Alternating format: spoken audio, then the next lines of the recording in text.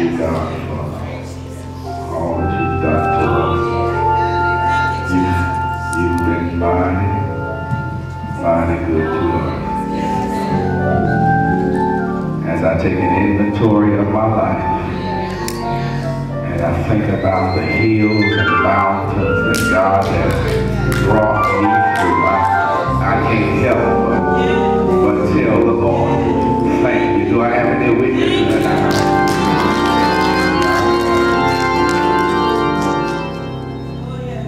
Father, help your children. Don't let them fall by the side of the road. Teach them to love one another, that heaven might find a place in their heart. 'Cause Jesus is love.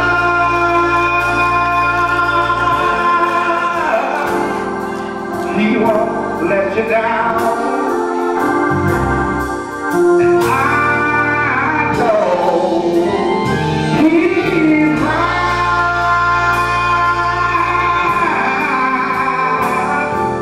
forever.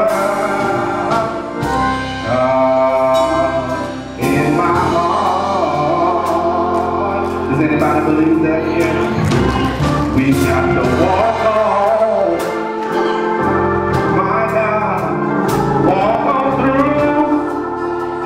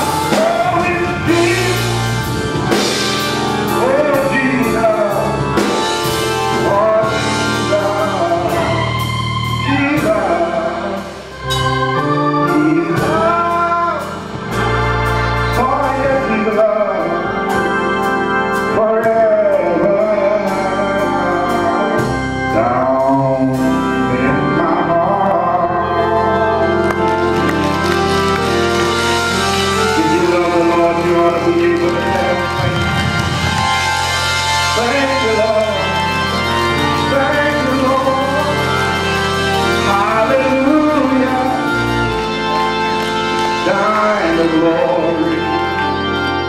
Hallelujah.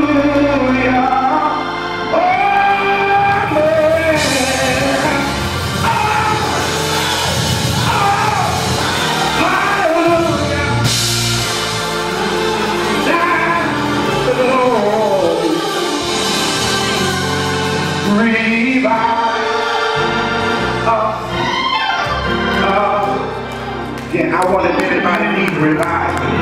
Has anybody's spirit been displeased? Does anybody need the Lord to touch them? Does anybody need the Lord to feel them? Hallelujah. Hallelujah. Darn the Lord.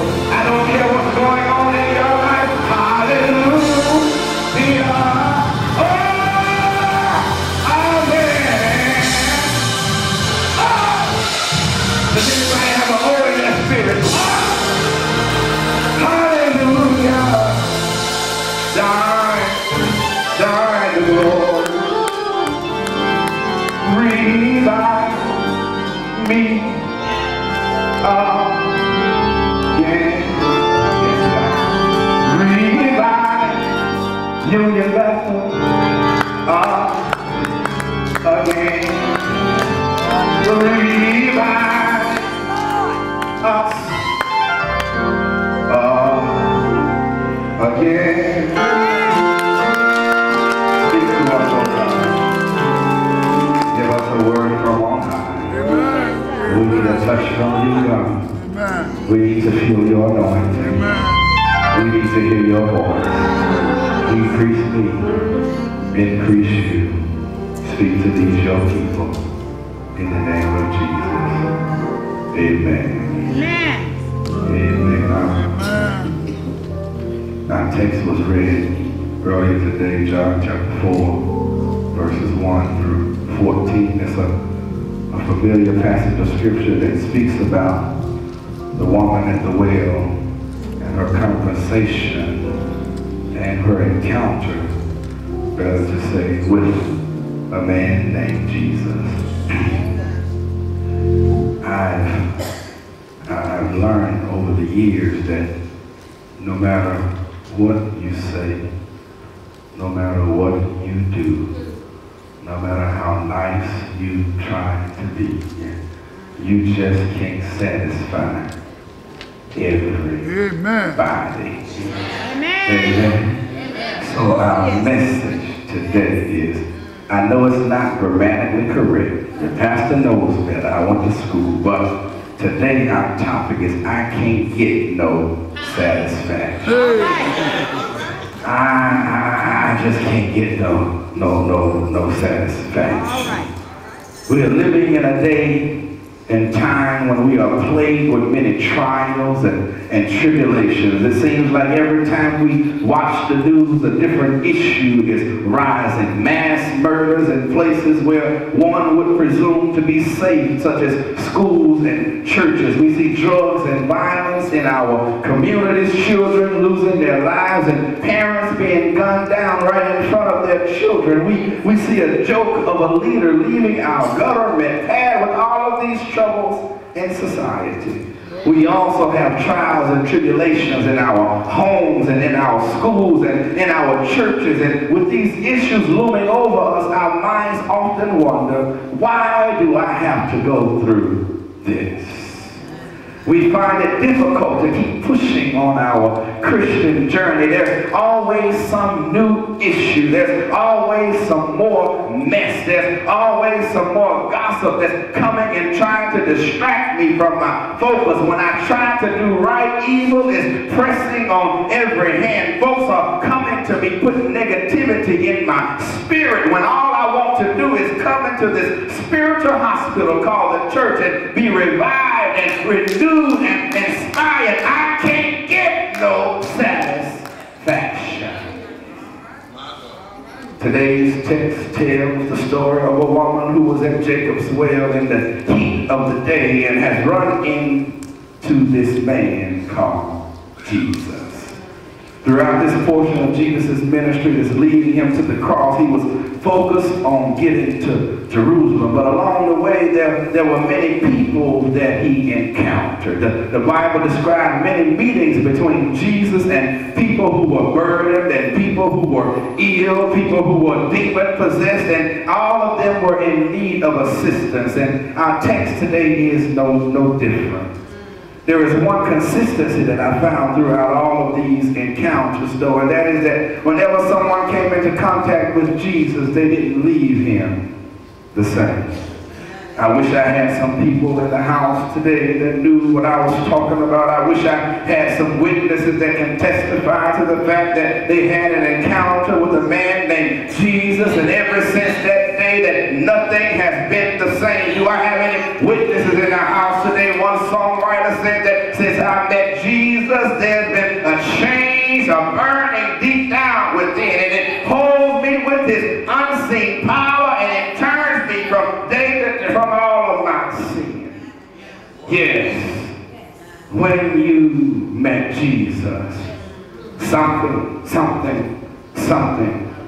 happened. I'm talking about an experience with this Jesus. The problem is that many of us don't know how to, or are afraid to have an encounter with Jesus, because we know that when we truly meet him, that some things are going to have to change in our lives. To be totally honest, a lot of us are not ready to give up those things in our lives that are not pleasing to God.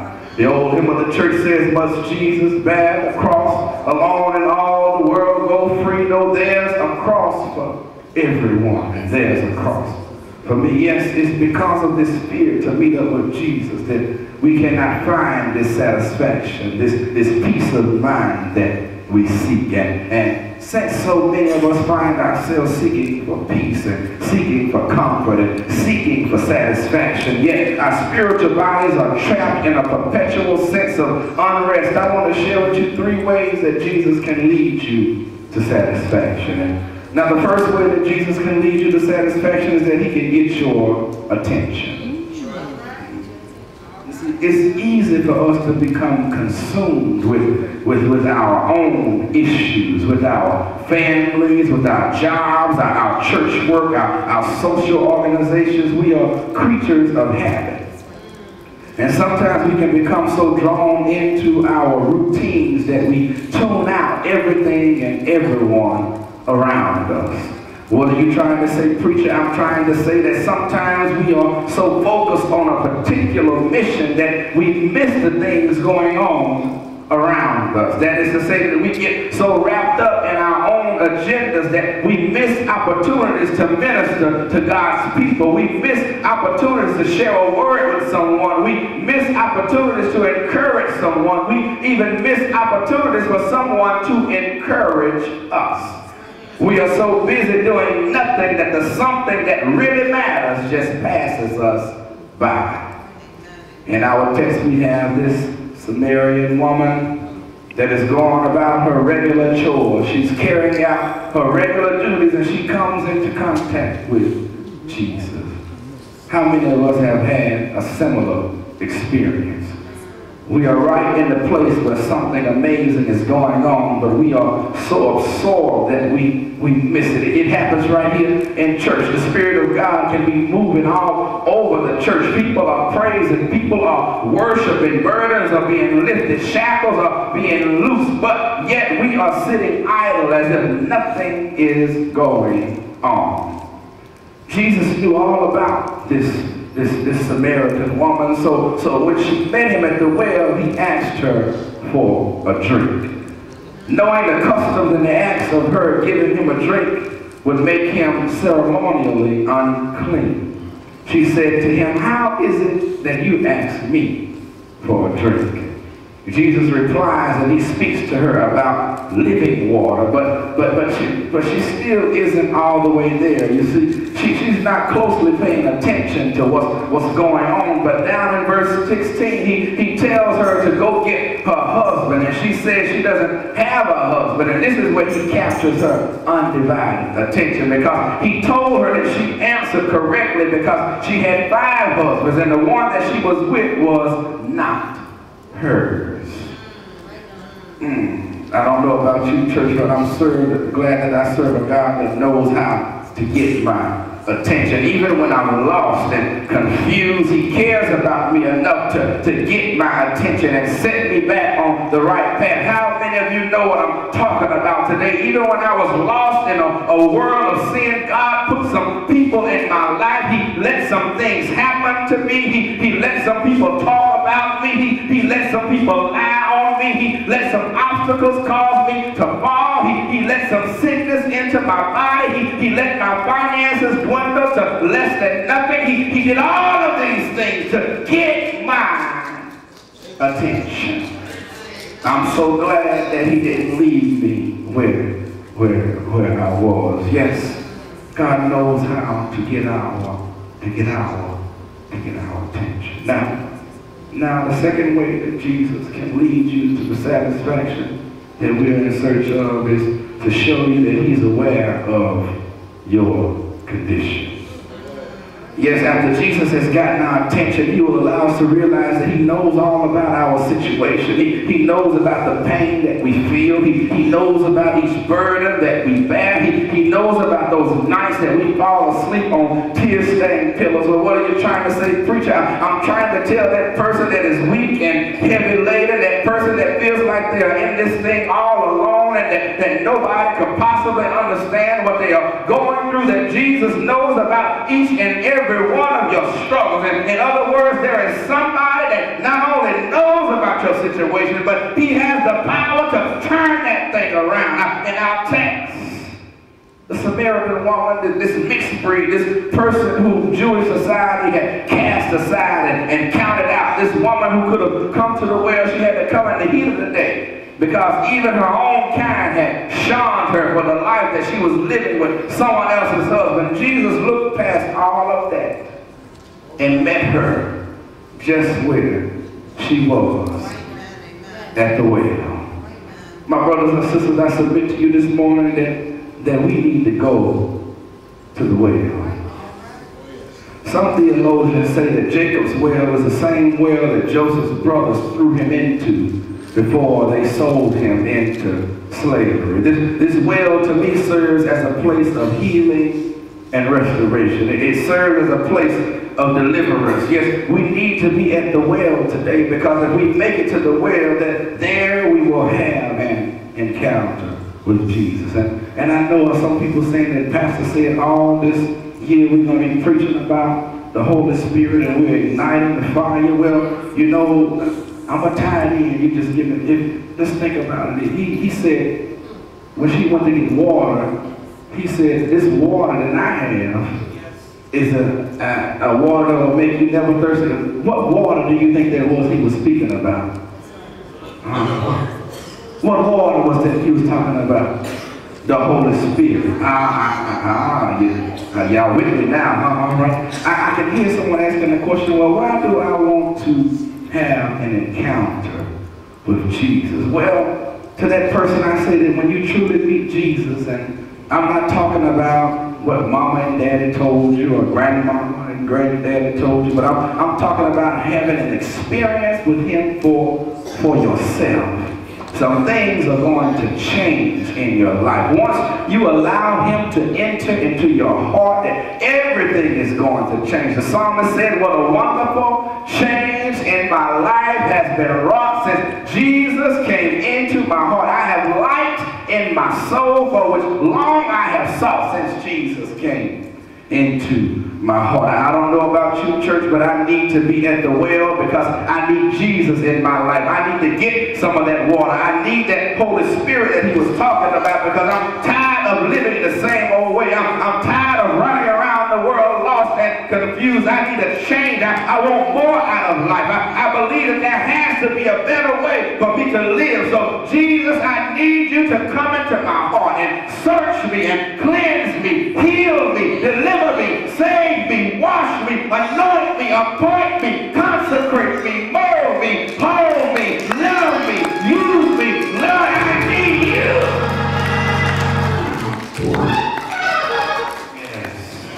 Yes, I need you to get my attention. I need you to help me to realize that you understand my condition. And now that you've done all of that, the third thing that Jesus can do to help you get that satisfaction is that he can send you out on a mission. Yes, after Jesus has gotten our attention and after he tells us our condition, he sends us out on a mission. You see, between Jesus exposing us to our condition and him sending us on a mission, there's something miraculous that happens. Because if you remember, I told you earlier, throughout all of those stories about what Jesus did in the Bible, I said that nobody that came in contact with him ever what? Left the same. Yeah, that tells me that something took place, that there was some salvation that took place, that there was some baptism of the Holy Spirit that took place into them. What are you trying to say, preacher? I'm trying to tell you that somewhere in your encounter with Jesus, you will get saved, that you will get filled with the Holy Spirit, and that not only will you get saved, but God is going to reveal to you what it is that he has for you to do. In other words, God does not save us in order for us to just sit around and say that we are saved. God does not save us to keep it all to ourselves. God does not save us to sit idle. But his will is for us to bring others to him. How do we do that? Because by telling other people what God has done for us. In our text, we find this Samaritan woman, after her encounter with Jesus, the word says that she ran and told everybody to come see a man that told me everything about me. You see, her testimony of her encounter with Jesus brought numerous people to Christ. Too many times in our society, when we get something, especially if it's something good, we feel that we have arrived. And we want to keep it all to our, y'all act like y'all don't know what I'm talking about. We are too afraid that someone else is going to outdo us. So we try to hold on to everything. For y'all know I'm not lying, but I'm so glad that the God that I serve is not like man. It would be easy for him to say that I'm God. I own everything. I have it all, and I can keep it all to myself. But we serve a good God, and he will not have his people to perish. But in John 3:16, it said that, "For God so loved the world that he gave his only begotten Son, so that we might have a right to eternal life." Is anybody glad about that today? Well, I don't know about you, church, but I want to be like that Samaritan woman, and I want to run and tell everybody what the Lord has done for me. I want to tell him how he picked me up and dusted me off and placed me on a road called straight. I want to tell him how I have a song that even the angels cannot sing that says, "I am redeemed. I'm bought with a price. Jesus has changed my whole life." And if anybody asks you who I am, just tell them that I am. I'm redeemed. As I hurry to a close, yes, I want to be like the Samaritan woman. Yes, I'm like her, and I'm in need of satisfaction. I'm thirsty for some water that I cannot find in the well. I need to have a meeting with Jesus. I've got to tell him all about my troubles. I've got to tell him all about my struggles. I've got to tell him all about my heart. I need him to feel me. I need him to get my attention. I need him to tell me about my condition. And I need him to send me on a mission. I wish I had some witnesses in the house today. Well, I stopped by here this morning to tell you that I once was lost in sin. But Jesus, he took me in. And then a little light from heaven, it filled my soul. It bathed my heart in love and wrote my name above. Ever since that day, ever since that hour, I got joy down in my heart. I got peace down in my soul. Does anybody feel like I feel? I stopped by here to tell you on this morning that I've got my satisfaction. I am so satisfied. I am so satisfied with my Savior. He means more than anything that this whole world could ever offer me. I'm satisfied with Jesus. Are there any satisfied people in the house today? Lord, I thank you for my satisfaction. God, I praise you for my satisfaction. You've been mighty good to me. Despite my heartache, despite my headache, despite my sleepless night, despite the tears in my eyes, I realize that never have you forsaken me. Never have you left me. I realize that if you don't do anything else, that if you don't wake me up another morning, that if you don't provide anything else for me, that you've already done enough. You've already done enough for me to say thank you. You've already done enough for me to tell you how much I love you. You've already done enough for me to give you praise. I'm satisfied. I'm satisfied. I'm satisfied. I'm satisfied.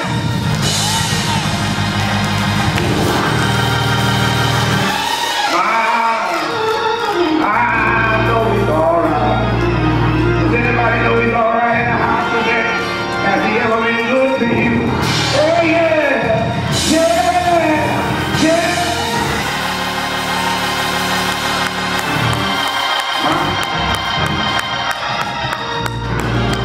Yes.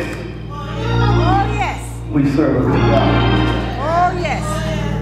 A God that knows how to get our attention. A God that knows our condition.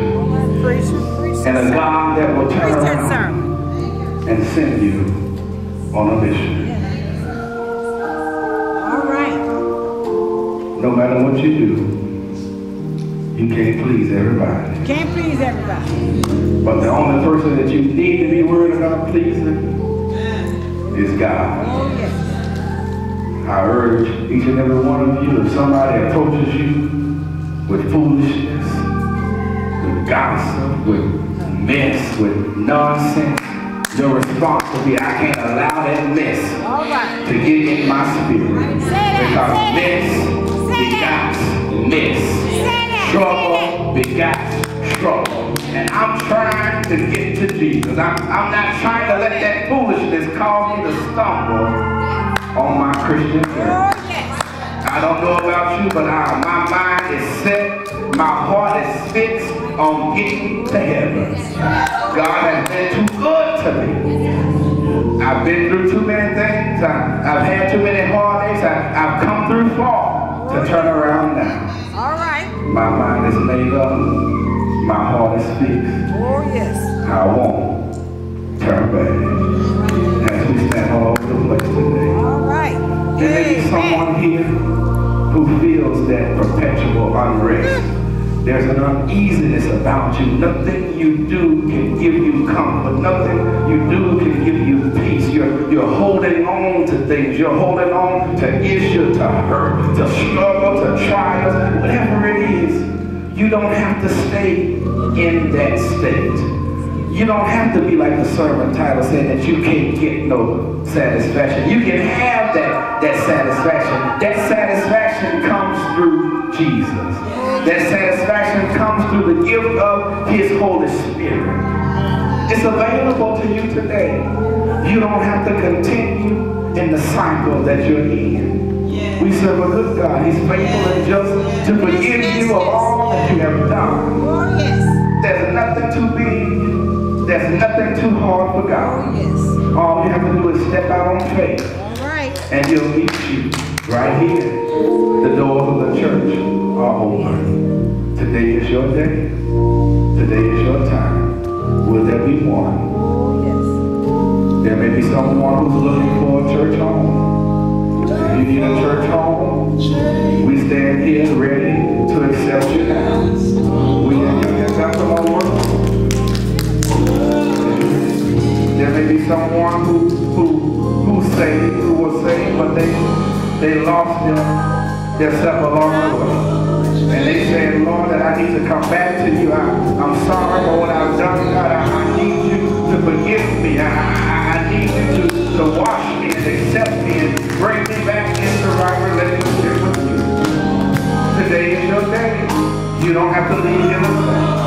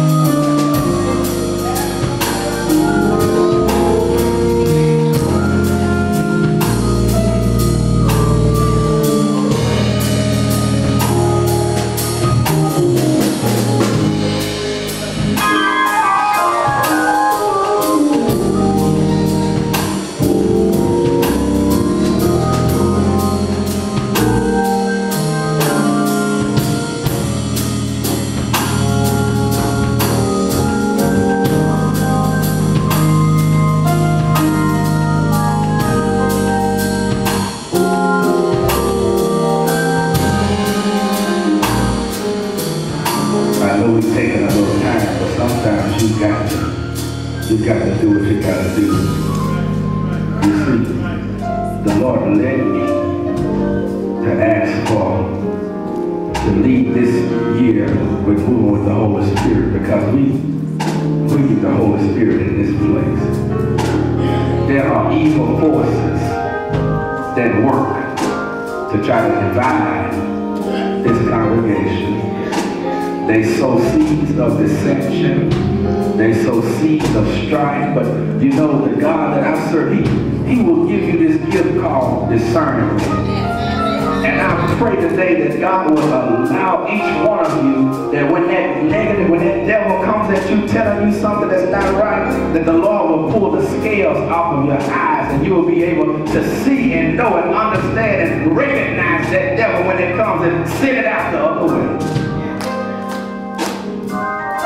We all deal with hurts. We all deal with pain. We all deal with struggle. But this is God's house. God built this house. It's been standing for over 155 years.